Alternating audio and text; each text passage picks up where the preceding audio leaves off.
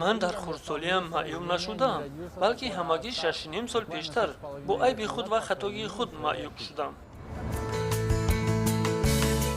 иван Лунин 35 сол аст. 6.5 сол муқаддам ӯ пойҳояшро то зону ва ангуштони ҳарду дасташро гум кард. ҳоло ӯ дар маркази шаҳр бо фурӯши лавозимоти канселярӣ машғул аст. ба кори дигар даромада наметавонад, маълумот надорад. Недавно, буквально где-то 2 недели назад.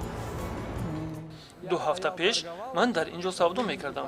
Кормандони полис камераро ба кор омода карданд. Ман бошам бо мизоҷ суҳбат доштам. онҳо омаданду гуфтанд: ҳа, шумо ба савдо машғулед, ба мо бошад, хабар доданд ки талбандагӣ доред.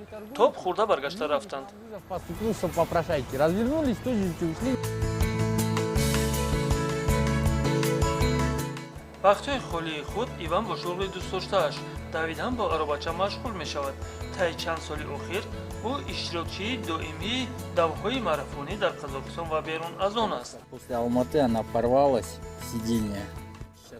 нишастгоҳи ин аробача баъди дави алмату дарид ва лозим омад ки ба конадӯз муроҷиат кунам. ман як гилеми амрикоӣ доштам аз занбар ва акнун онро ҷамъ мекунаму он тайёр аст. ба наздикӣ мусобиқа аст. Скоро соревнования, нужно подготовить сиденье, чтобы можно было участвовать уже.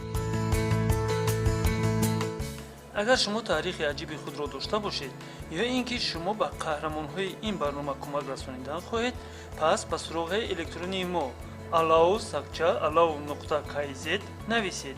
ҳатман ишораи барои барномаи қаҳрамонҳои моро гузоред.